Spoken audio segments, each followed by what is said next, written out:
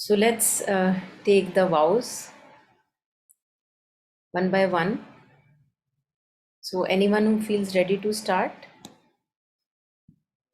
please unmute and go ahead. Yeah, I will. Yeah, please. May I be a guard to those who need protection, a guide for those on the path, a boat, a raft, a bridge for those who wish to cross the flood. May I be a lamp in the darkness, a resting place for the weary. 5. A,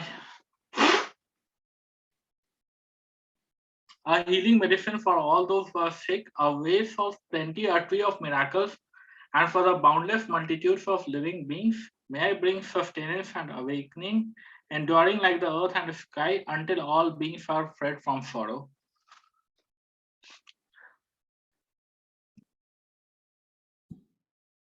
Thank you, Sham. So anyone who wants to go next?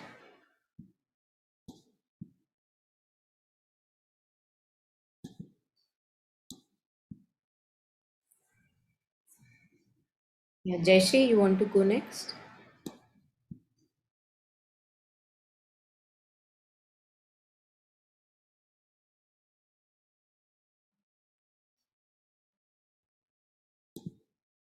Okay, no problem, no problem. Taru, would you like to go next?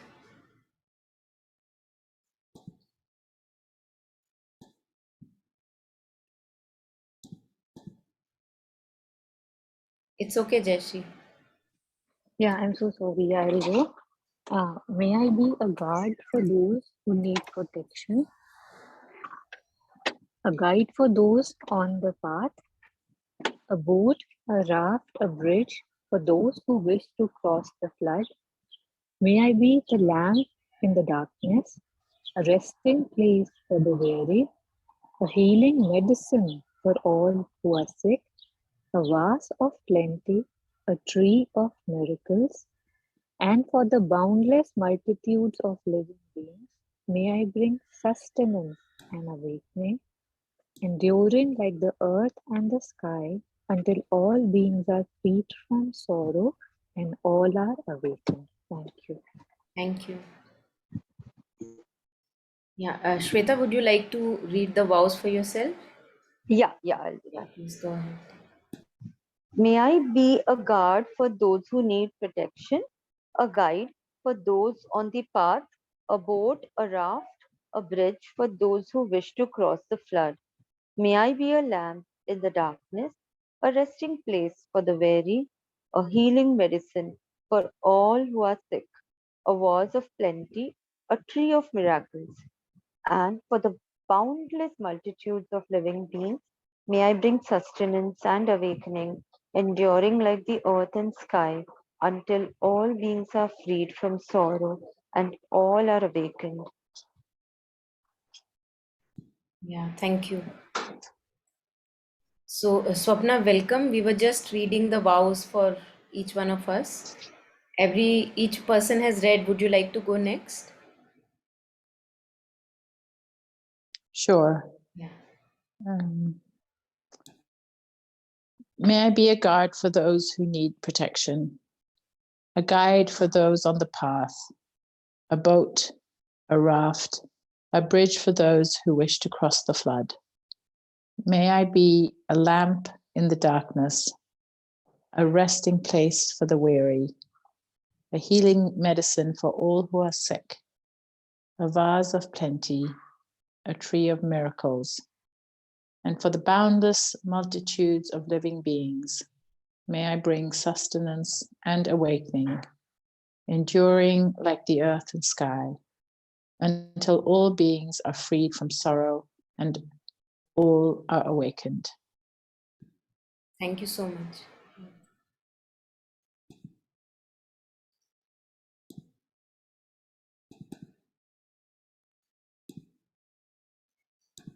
So let's go through the verses again.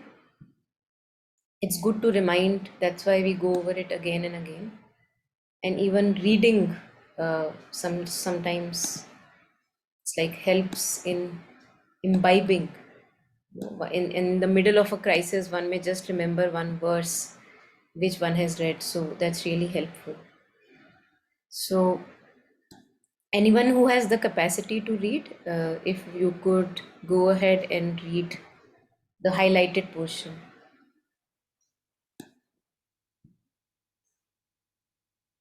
I can go.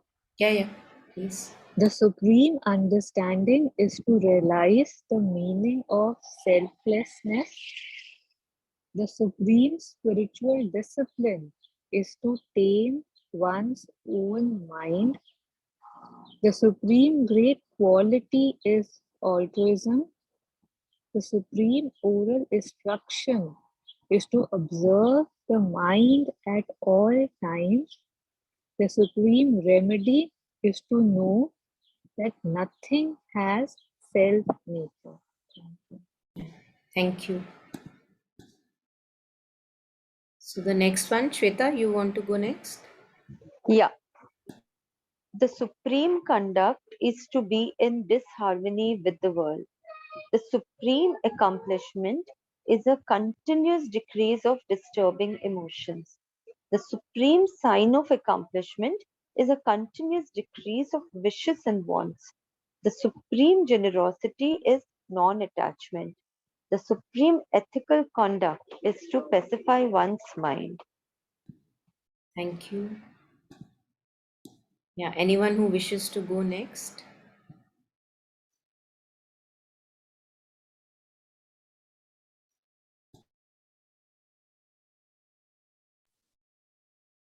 The supreme patience is to take the lowest place. The supreme effort is letting go of activity. The supreme concentration is not altering the mind. The supreme wisdom is to not grasp onto anything as the self. The supreme spiritual teacher is the one who exposes our hidden flaws, and the supreme instruction is the one that helps us to strike at those flaws. Thank you so much. Yeah, the last bit. So I think Jayashri is not okay with the throat. Sham, would you like to go? Yeah. The supreme companions are mindfulness and alertness. The supreme inspiration is enemies, hindrances, disease, and suffering. The supreme method is to be natural. The supreme way of benefiting is to help others enter the dharma. The supreme benefit is a mind that turns towards the dharma. Yeah, thank you so much, everyone, for reading. So today we have to begin with verse 11, which is the supreme patience is to take the lowest place. So we'll listen to a teaching, and then we'll, maybe if there are reflections we can share, and there is something which kind of resonates here from the mother also, from her prayers and meditations, which I'll be sharing later after the teaching. So let us go directly to the teaching.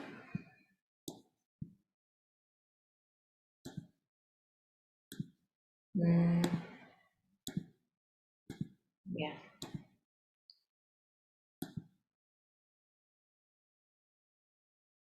To remember, putting oneself down.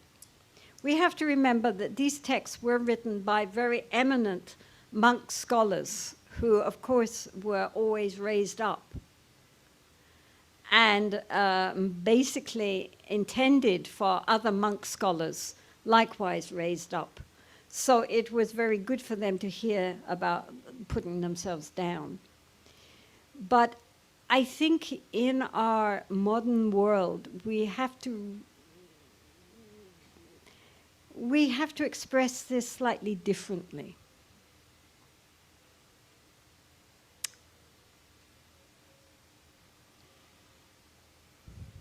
I mean, basically what it means is that we should, when we meet others especially, that we should be the least important in our mind. Many people, when they meet other people, their first concern is, what are they thinking about me? Drop it. Who cares? The important thing is that oneself should be concerned that the other person, whoever, should be well and happy. Not thinking about oneself, not concerned with oneself. Only concerned that that person should be happy. That's all. It's not a matter of high or low. It's a matter of getting out the way.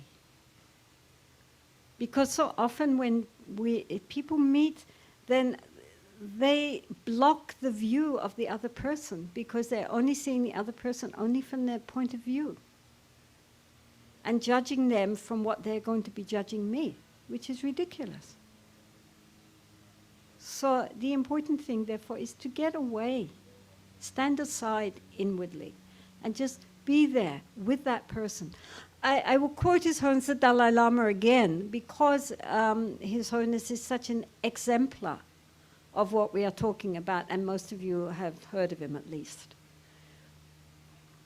When His Holiness meets anyone, even, like people, maybe hundreds line up, and then he goes along and he smiles at everybody and just goes by.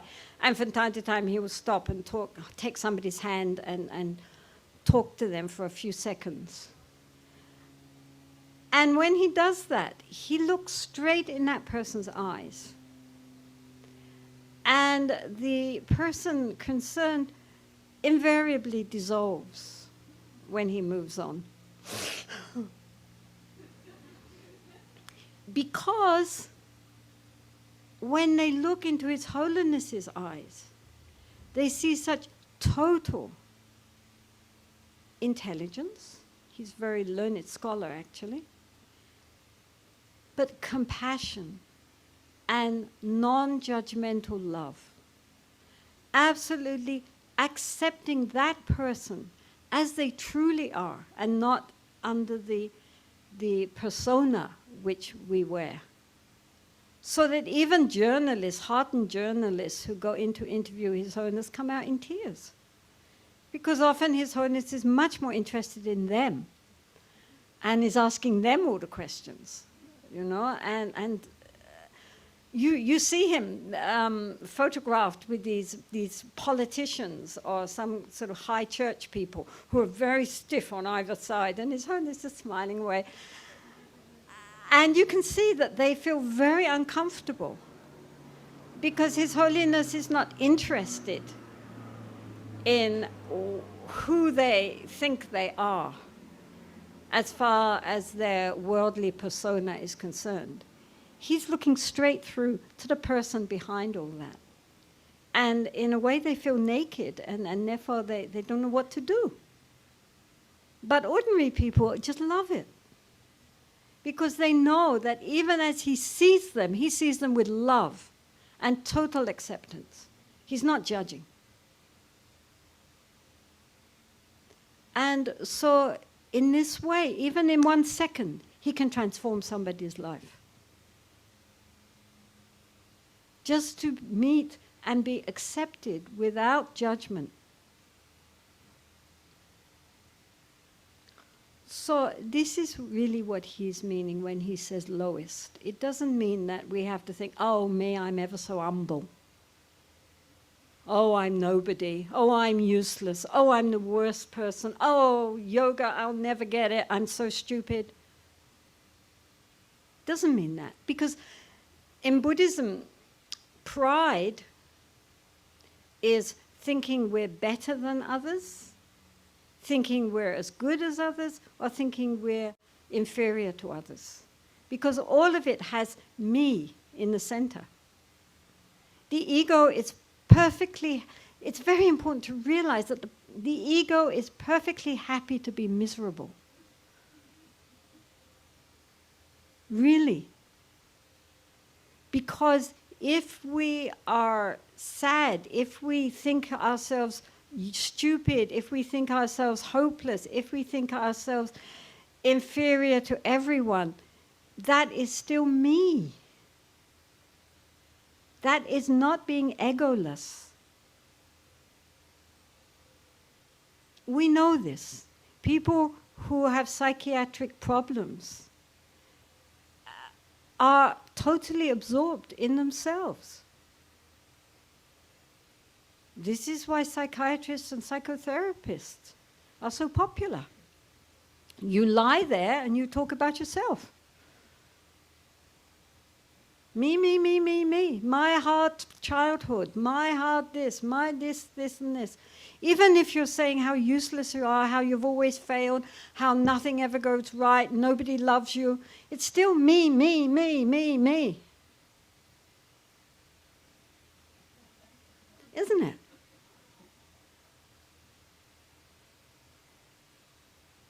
That is not what is meant by being egoless. Being egoless means we forget ourselves.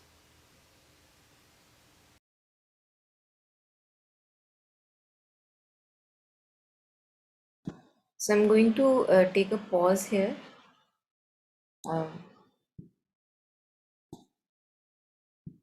And sharing one example, very recent example of a friend who had hurt her knee, and we were just reflecting upon it that when the knee was hurt, the whole focus was on the knee, how to put the leg consciously here or there, and from time to time you are just again and again sucked in that whatever discomfort is there in the knee. But then when I asked after 2 days, she said that, oh, I totally forgot that, to sense whether there is something or not. So it was a very beautiful reminder that when there is a sense of well-being in us, then we see that our focus is not obsessively on me, me, me, me, me.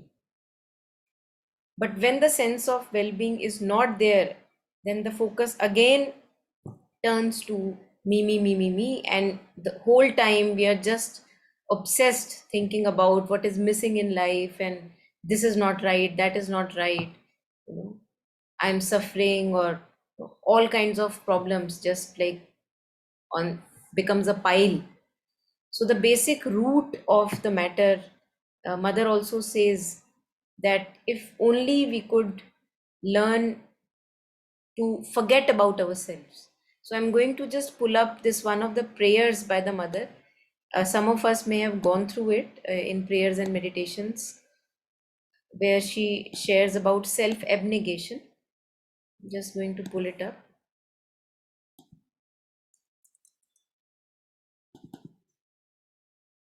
Yeah.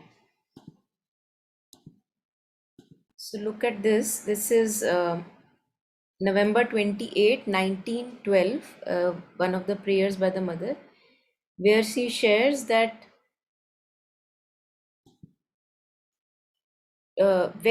so yeah, maybe we should start from here. Therefore, our pride and satisfaction with oneself. Pride, Jetsunma was also talking about pride, which is just always thinking about me, whether I am inferior, whether I am equal, whether I am superior to the other. The focus is only me. So pride and satisfaction with oneself, in the sense that I am fixed, and now it's time for others to get fixed. There is nothing wrong with me. I have done my yoga and all the sadhana, and I am done now. So that's satisfaction, that I don't need to change. Pride and satisfaction with oneself are the worst of all obstacles. And then she shares, very modestly, we must take advantage of all minute opportunities offered to knead and purify some of the innumerable elements, to make them supple, to make them impersonal, to teach them forgetfulness of self. So this was what was remarked upon, forgetfulness of self, that our focus is not all the time what is missing in my life, not like that all the time, because that makes us really suffer, and we torture ourselves if the focus is on us all the time. So forgetfulness of self and abnegation, again, as Jetsunma was sharing, just removing yourself from the limelight or from wanting attention, just putting it aside. and abnegation and devotion and kindness and gentleness. And these have to be cultivated. They don't come very naturally to most of us.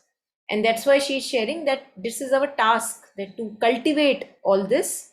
And when all these modes of being have become habitual to them. So right now, what is habitual to me is excessive focus on myself. Right now, what is habitual to me is again and again going back in that same thinking pattern, same patterns of feeling, reaction, and making myself as the center of attention in my life. So see, she's sharing that when these modes of working become habitual instead of the old workings of the mind, then are they ready to participate in the contemplation and to identify themselves with thee in the supreme concentration. So basically, for those of us who are not well versed with this language, basically turning attention for now, because we have done that enough and it makes us just suffer obsessively. So removing attention from what is missing in our life, and whatever capacities we have, we all have different capacities, we offer ourselves in time, presence, skill, and everything to the world around, in whatever little sphere we want to do it. Forgetting about our unfulfilled desires, things not met, expectations not fulfilled, what went wrong, just forgetting about it now, because we know that there is no end to it. So this is one of the ways mother says that this is for, if you want to have a greater joy in life, so then teach yourself self-forgetfulness. So one more thing, November 28, 1913, here also mother talks about self-forgetfulness. O divine master, grant that today may bring to us a completer consecration to thy will, the divine will, what the divine wants from us, a more integral gift of ourselves to thy work. So in whatever capacity we can offer ourselves to something in the world, whether it starts from family, offering yourself to little sphere, and then expanding, not just always making ourselves limited, in whatever interaction we do from day to day lives, offering our presence and time and support or assistance or skills, anything, to the world. It could be just a smile that you offer, but starting from that, and then slowly kindness, compassion to everyone that we interact with, and making them more important than myself. So a more integral gift of ourselves to thy work, a more total forgetfulness of self. See, it comes again, because so long as the focus is always on what is lacking in my life, my needs are not met, nobody gives me attention, we are going to be miserable. That's the root of misery. Ego is the root of misery.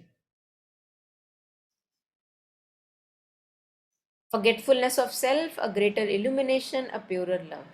So this is how we unite ourselves with our true essence, slowly leaving behind the ego patterns and the old patterns which do not benefit us. They just make our lives too complicated. So developing a kind of a new taste where we want a simple life now. We want to, in whatever capacity, we want to offer our work and time and presence. Yeah. So this is what I wanted to share. I think this is also very nice. Remove from us all egoism, root out all petty vanity, greed, and obscurity. May we be all ablaze with thy divine love. Make us thy torches in the world. So, exactly what we were reading out in the Bodhisattva vows in the beginning. Make us thy torches in the world.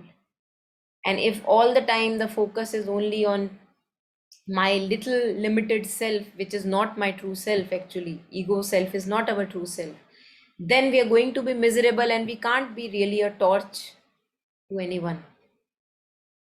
So if we have done that enough, then it is time for us maybe to change our ways.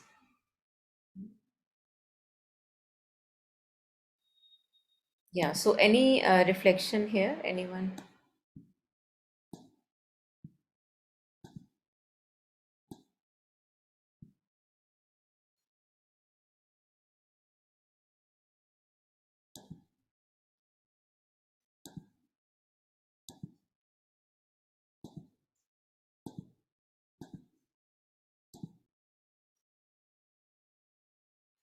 Okay, so I'm going to continue then, if there is no reflection. We are open towards all others. Others are more important, more interesting, more deserving of love. But that does not mean that we do not also love ourselves. This is a very important thing. When we're dealing with the ego, Buddhism, of course, as I said, is very hard on the ego. But we have to recognize that until we are at a very advanced level, we are taking our ego with us, and it is the ego that is actually walking the path. The nature of the mind, our intrinsic nature, our divine nature, doesn't need to learn about ethics and generosity and compassion and all these things. That's its very nature. What needs to learn? How to be kind, how to be disciplined, how to think of others beyond itself. The ego. It's the ego that's walking the path. So the ego goes either way. The ego in the sense of I. It can go either way. It can be a helper on the path, or it can be an obstacle for us on the path. So what we need first, and all this talk about the tamed mind, the peaceful mind, it's not talking about our intrinsic nature. It's talking about our ordinary surface mind. So what we need first is a healthy, balanced sense of self in order to walk the path towards the dissolution of the self. Therefore, in Buddhism, the meditations on loving kindness and compassion and so forth first are directed towards oneself. May I be well and happy. May I be free from suffering. Then towards others. And it was interesting that recently I read an article, sorry, I'll finish here, by Thubten Jinpa, who, yes, but I want some questions. Thubten Jinpa is a great scholar, and he used to be, and he still is when he can, the Dalai Lama's translator. He is always the best one the Dalai Lama ever had. And very lovely man.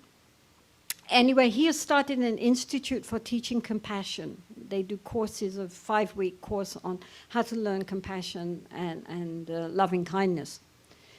And he said that, you know, traditionally you start with yourself, giving yourself compassion, giving yourself loving kindness. But he has found there's so much resistance in the West.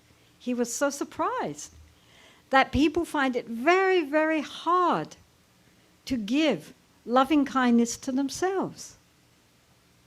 So now they have changed it in his program that first people give loving kindness to people they love.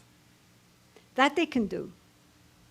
They can think of somebody they love and wish them to be well and happy. Then when they get the idea of how that sense of well-being from wishing others to be well and happy, then they teach them how to bring it in and wish themselves well and happy. This is an important point. If we have a limb, like an arm, which is in pain, then we have to protect that arm. We can't use it much, and we have to protect it. We have to, if somebody hits it, it hurts a lot. And we're always thinking about it because it's in pain. But when the arm is healed and healthy, then not only is it very useful, but we're not thinking about it. How many of you sit all day long thinking about your arm? You know, we use our arm, but we're not particularly aware of it. And if somebody hits it accidentally, it doesn't hurt, you know. So just a, slap. So what? So this is very like the ego. While our ego is hurting, we are very concerned with me the whole time because we're in pain. Once the ego is healthy and balanced, we don't think about it. We're not thinking about me, we're thinking about others. And then that healthy sense of I will walk the path to its own transcendence. So therefore it's very important when he talks about taking the lowest place. It means that just that our concern with ourselves the whole time should just, evaporate. And our main concern should be with the happiness and well-being of others. And this is one of the things which, of course, in an environment like this, you're all learning how to be of service to others. In being of service to others, then one's self-concern begins to lessen. So we leave it there for now. Are there any questions?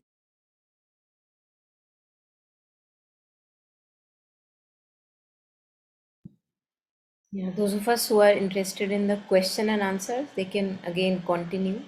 It's a long one. We usually take only the excerpts about the verse. Yeah, so any reflections? Anyone? Any questions? Any reflections?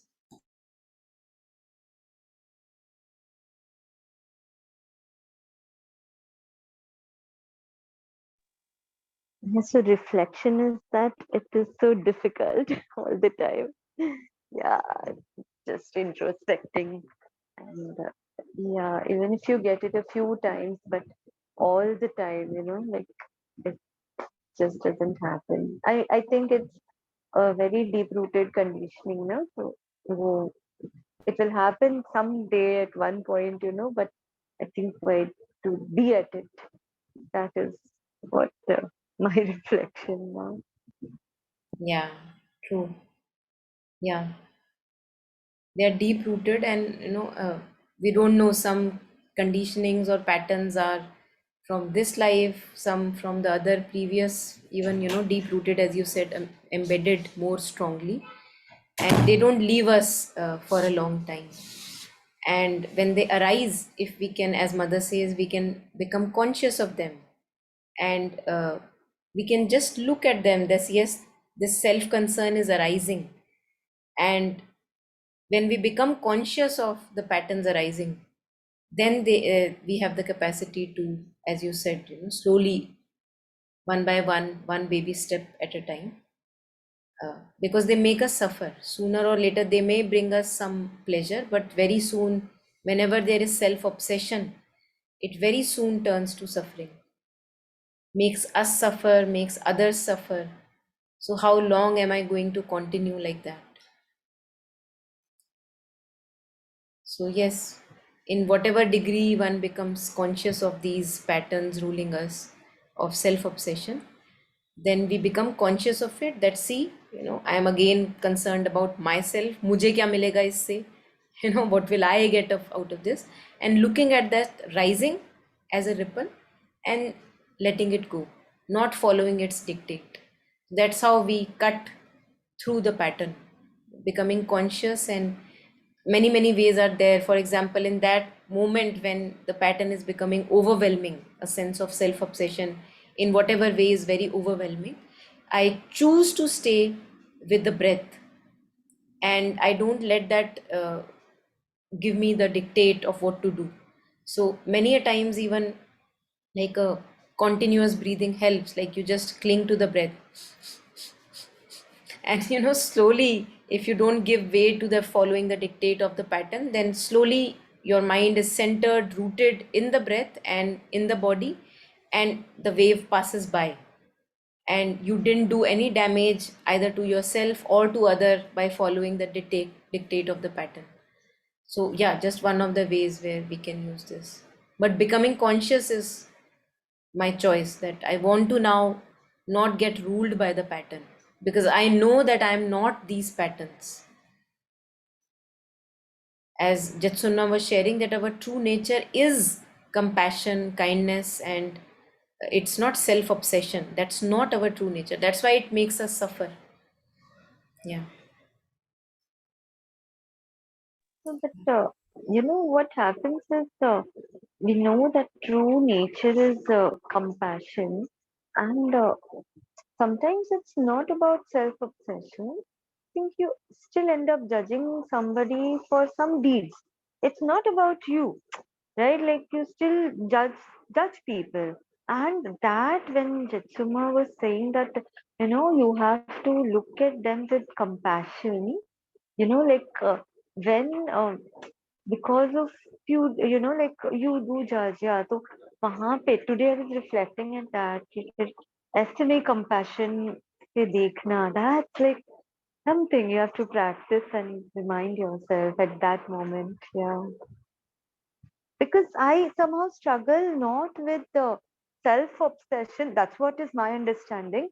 But it generally is like somebody is suffering and that becomes my pain. So yeah, that way, like yeah, it's connected to again ego, but directly it won't be about I me, but somehow others pain trouble me. So वो भी तो part of ego ही है ना. Now what is helping me is like I just tell mother like let your will happen. So that is how I'm finding थोड़ा सा detachment कि जो भी है like it's going to be the divine will, and like so that is helping me, but Yeah.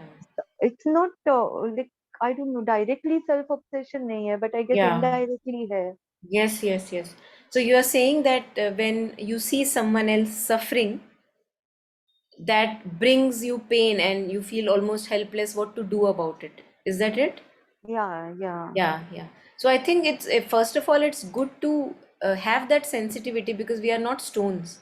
And if we see someone else suffer, of course, it must touch us. That's our capacity as human beings, that it must touch us. Now, again, one has two possibilities.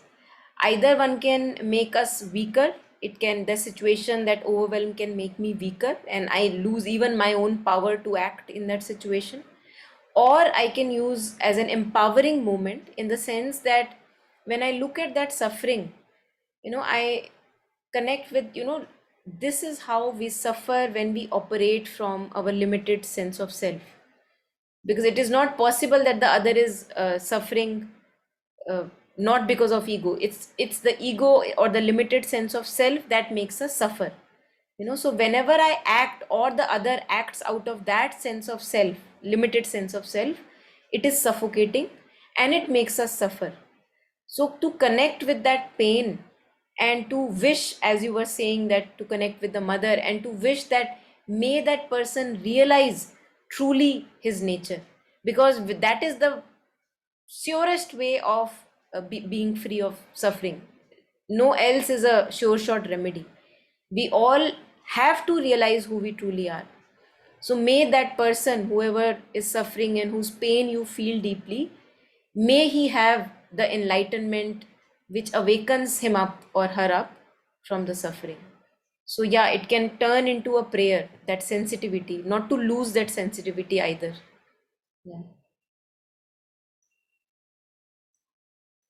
Yeah. Yes. Yeah. Anything else? Anyone? Yeah, I was considering something that, we touched on and you've mentioned in a few sessions too, that it's a lot of effort and it's also painful when one is suffering. So when I catch myself saying, oh, it is difficult to stay conscious or to stay aligned with what teachers I respect, such as Jetsunma, such as the mother Shri Aurobindo, are saying, seems so hard not to slip into when I'm being triggered, that is, to slip into, but there's like an easy slide into the habitual poor me, or it's their fault, or worry about the future, or some pattern. And I'm still find it so curious that both are difficult, exactly, it seems, And one has a much better reward, right? Like focusing on the divine has a much better reward than the ease of a habitual pattern. And yet, yeah, just the challenge of not somehow believing it's still somehow easier just to let oneself slide into the lower consciousness, or into the vital. It still kind of blows me away when I catch myself in it, knowing this. There's a voice that's saying, come on, this isn't easy, wallowing in worry or fear or judgment. Then come on, get yourself out, put the effort into the other thing. And it's like there's brakes on or something in those moments. That's very curious. Yeah, beautiful. Yes, very true. Very true. And I think that is one of the reasons where I again and again reiterate that when we are de-addicting ourselves from our own self-obsessed states, or the lower, the demands, all the desires that we have, when we are de-addicting ourselves from that state, not wanting to go into the slippery slopes again and again, which we have traversed enough, then parallelly it's very, very important. And mother says an aimless life is a miserable life, and the depending upon the quality of our aim will depend the quality of our life. So I think parallelly we have to give ourselves something higher, because if I just continue to refuse the lower whenever the lower arises, uh, it's a very high chance that I'm slipped to the lower again, because there is nothing else to do, nothing much to do, nothing greater which is wanting my attention. And I had used this few examples earlier, in some sessions, that if I have to just stroll around, around a park, and I'm strolling and somebody insults me, abuses me, rejects me, hurls abuses at me, then it's probably most possible that I enter a brawl with that fellow. How dare you, or how can you, talk to me like that? But if I have to catch a flight, I'm running to catch a flight, and again somebody on the way abuses me, insults me, whatever. But now I have a better thing to attend to. That's more important. So in order to catch the flight, I ignore the comment. It may come back to me again. That's a different thing.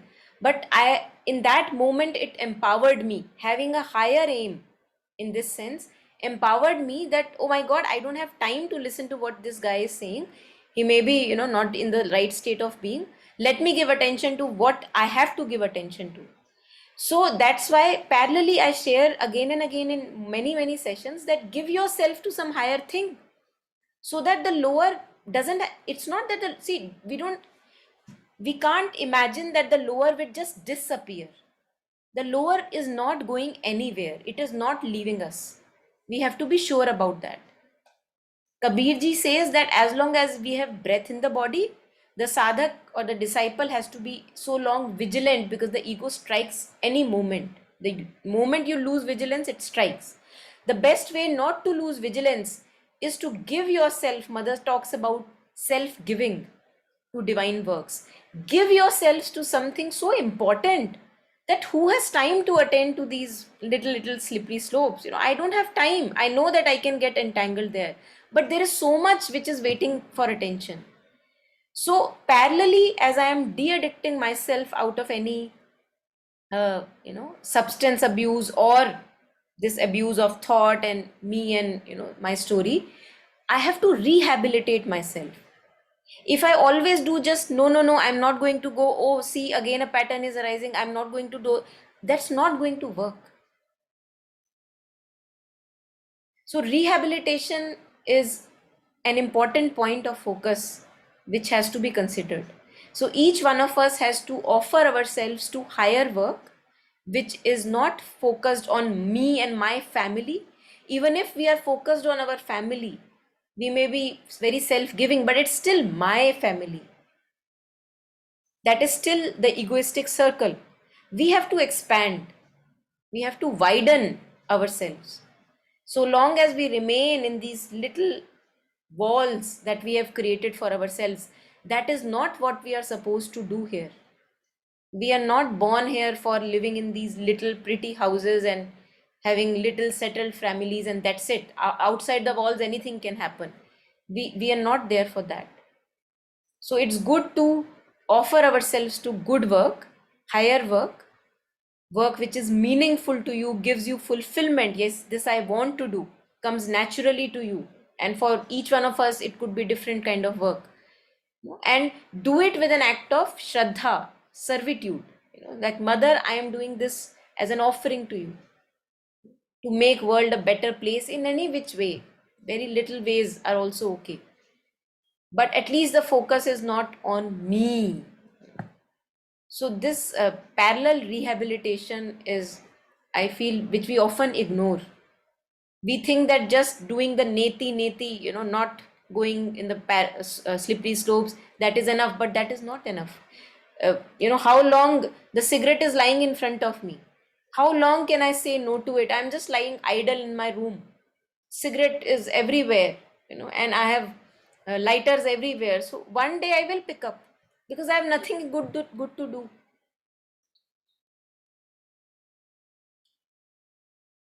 So this digging we have to do, that what are my natural inclinations, what are the places, asking Mother that please open me up and show me where I can offer myself. I'm ready.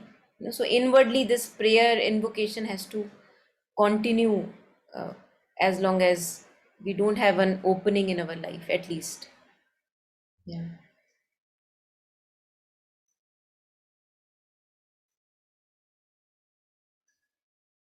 Yeah. Anyone else?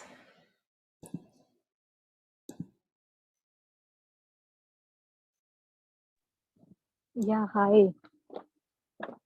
Really interesting discussions and points, and there were so many things that were coming to me. But mostly about the ego. How when she says that when I rise up and then I'm shouting or kind of taking out my sword कि मुझे कैसे बोल दिया, again that के ego is a helper. The bar came to me that good to have it, and yet then in the name of say self-respect, and कि something say something and I'll start fuming, and knowing that that's not self-respect, that's actually really bad, that's arrogant and Taru, rude to just even again and your again, voice is cracking a lot in between. It's not very clear. Can you do something about it? I've switched my from Wi-Fi to data. Is that better? अच्छा अच्छा, हाँ अब better है थोड़ा, अब cracking नहीं है. Please go ahead. Yeah, I was saying that. Should I repeat? Yes, yes, yes. Okay, so I was saying that this ego is the helper, ego is the bar. So in that, how we first we think, okay, when we are child, we are vulnerable, we are sensitive. It takes some effort to stand for yourself, right? And when you start standing for yourself, you realize, wow, this is good. And then you just continue to just get triggered by the smallest poke. And the saddest thing is that you think this is self-respect. You think this is good. This means that I mean something. Like I even see this, like how they talk about women empowerment, but we always can go on the other end too, right? Like, and how men domestic violence cases are also coming out and stuff. So just, and when she says that if you are getting triggered, it's actually, that means that the ego is kind of, that means it's hurt, that means it needs attention, that means you see something is wrong there. For me it was like it just stayed with me for some time, and it's like keep happening, like every time I see myself even reacting. Earlier on, when I was reacting, I would react with this faith and this arrogance that, see, me, I am reacting, I can react, mujhe koi bol ke dikhaye. And now when I'm reacting, I know that कि कुछ ठीक नहीं है. तो at least that shift of okay, I have to work on this, and this is indicating that something needs more love, something needs, more compassion. I think that was very beautiful for me to see. And on what, Shweta was sharing, I had read it in a medical something that once the neural pathways are developed, if you see something, you react in a specific way. The next time you see something, you will be a bit here and there, and you will probably react in the same way. The third, fourth time, and for the infinity after that, the pathways won't ask you.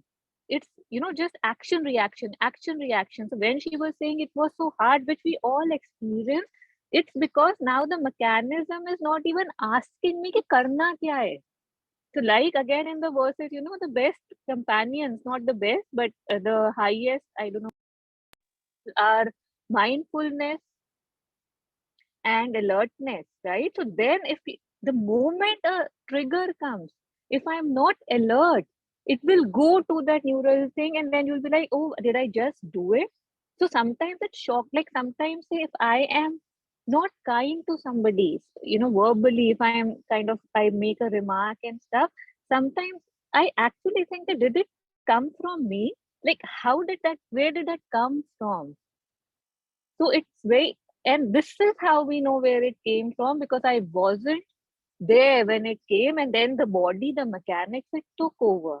So once again, when I know this also is helpful for me to realize that, now that I know how it works, I have a higher chance of probably doing something about it, right? Rather than not knowing. And this trigger thing, especially I felt in the driving on the Indian roads, like somebody would cut me, or the red light, or, it's like, oh my God, or, one has to kind of say, hua kya? What is at stake? You will miss the red light, is that such a big deal? So just that constant questioning. Yeah, I guess that's all. I'm sorry it was long. Yeah, thank you. Thank you.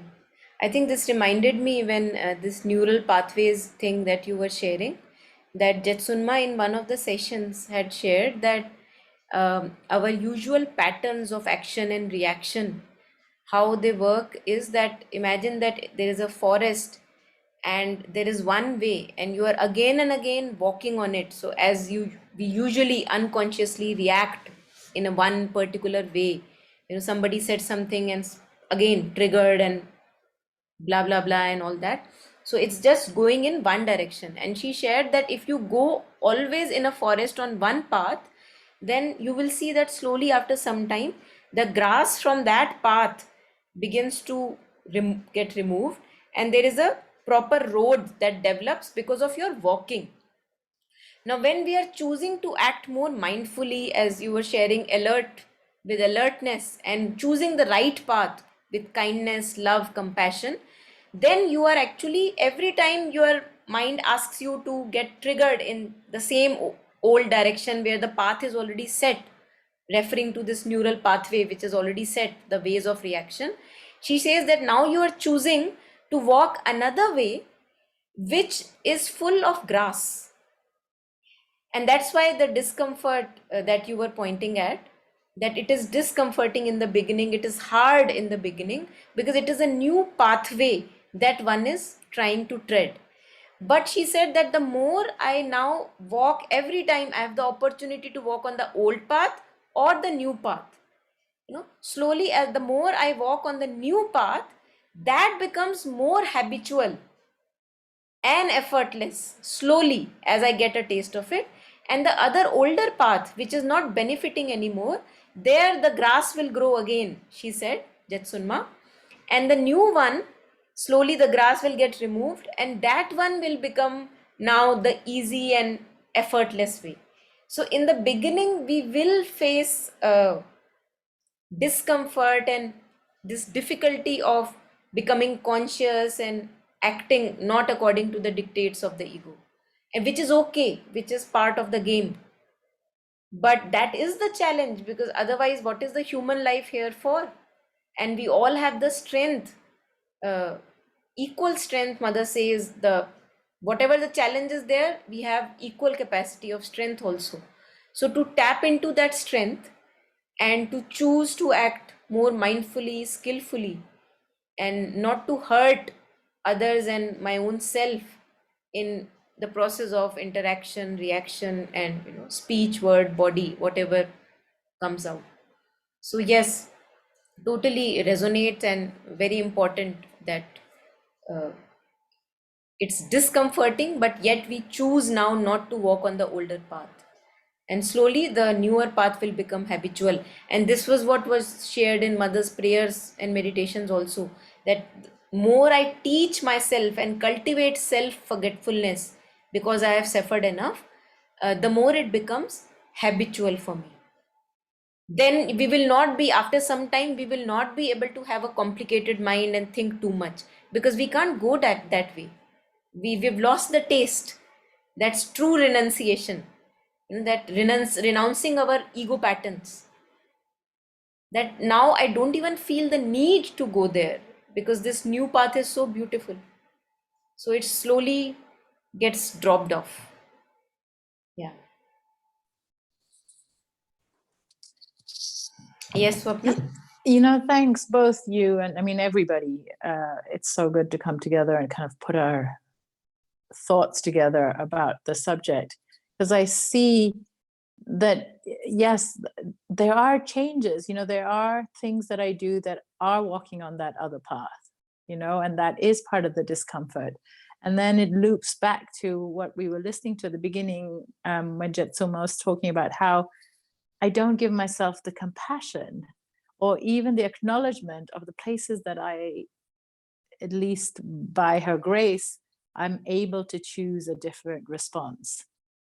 And it's so interesting to see how that otherwise the harsh voice can just criticize and even speak about the practice from the point of view of all the challenges, and then totally overlook the places where things are having more light shed on them, and things are much more fluid, or there is more peace, and it's so interesting because it's exactly what the ego or the vital does, which is like, yeah, that's okay. Yeah, you made 5% change or 10% or 20%, but let's look at the 80% all the time. That's bad, and yeah, it's just so important not to do that, and give thanks that it's all being done. As Mother puts it, nothing could happen without grace. So to see it from that point of view, and that it does feel much more relaxing and kind to myself and others, to notice also of like, oh, there was progress there, or there was change there, and to give thanks for that. Yeah. And Yes. the drivers here can annoy one just as much as the ones in India. A good place always to catch one's reactions and the ego. Good one. Yeah.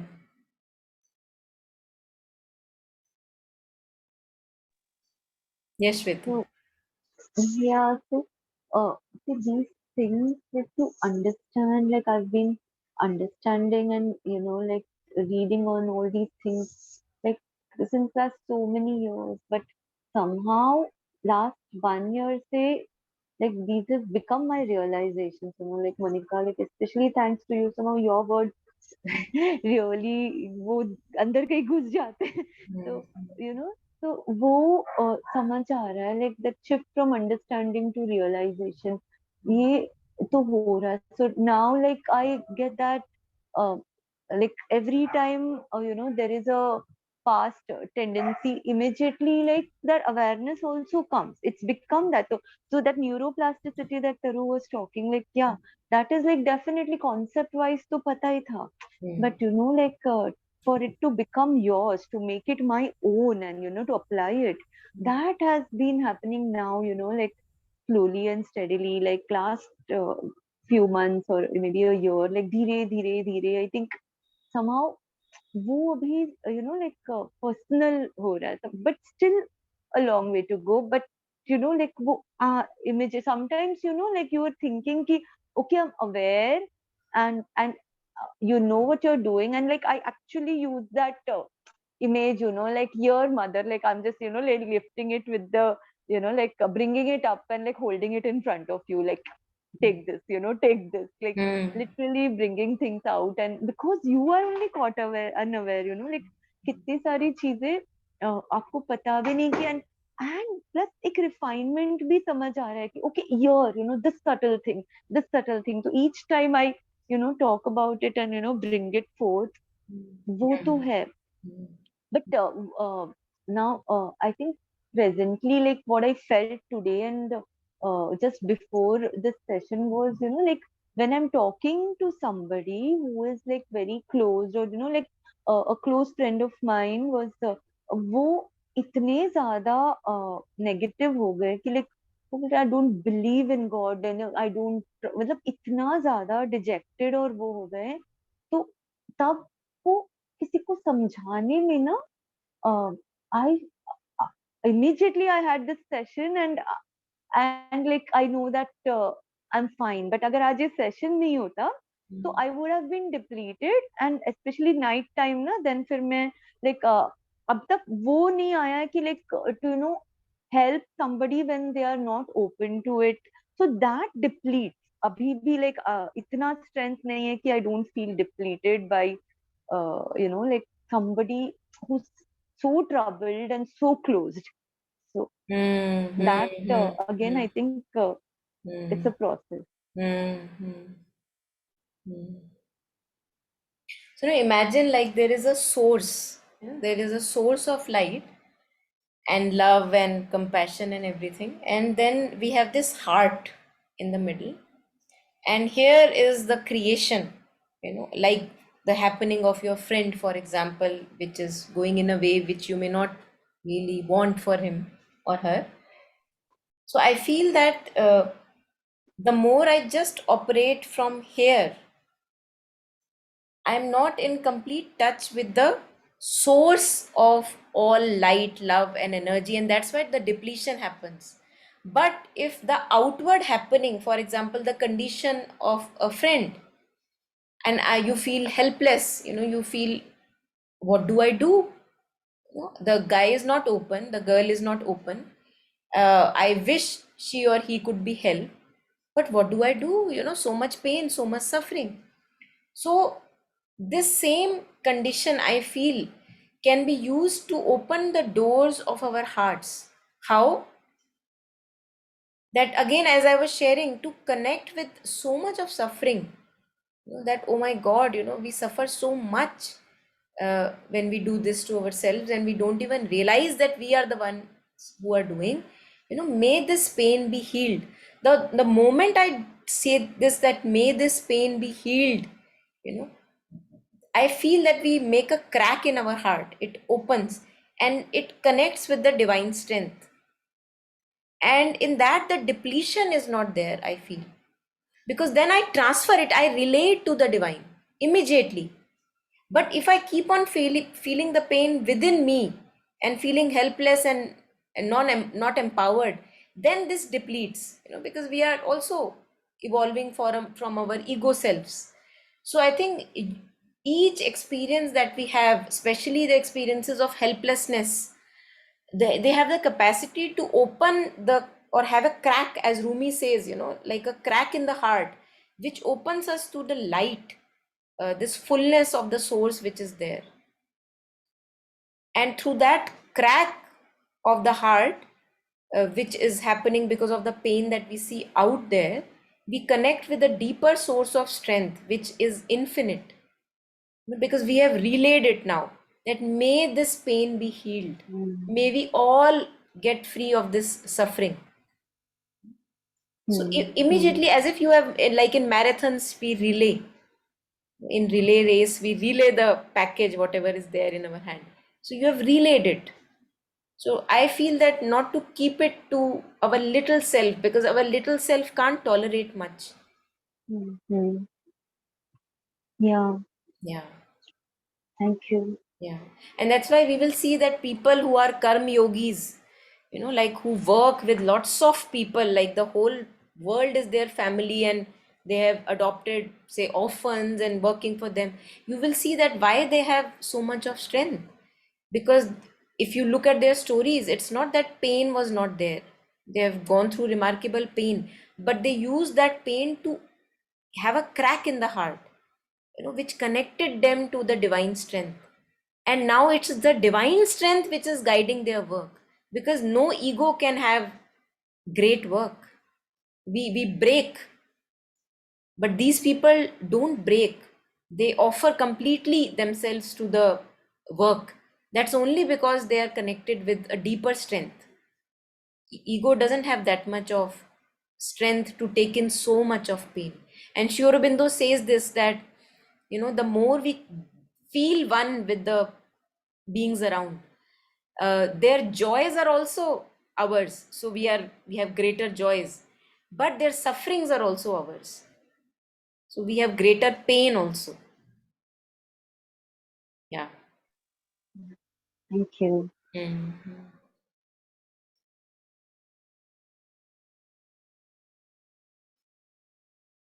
Yeah, anything else anyone wants to share before we end?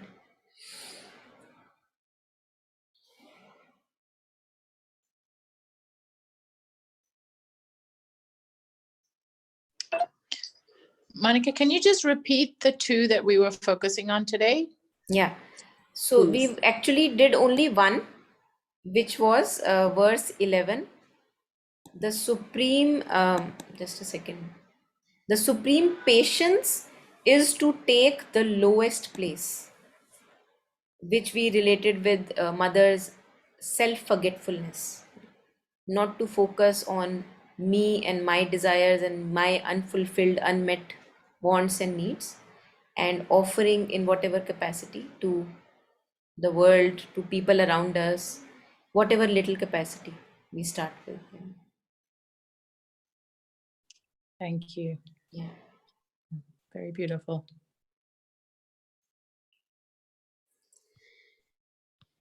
All right. So anything else? Anyone? Thank you. Thank you so much. So before ending, let us take one moment, and whenever we remember, at times we forget, but if we remember, so let us share the merit of whatever session we had and all the goodness that we had of reflecting within. Let us share the merit with all. Just for one moment, taking a one silent pause.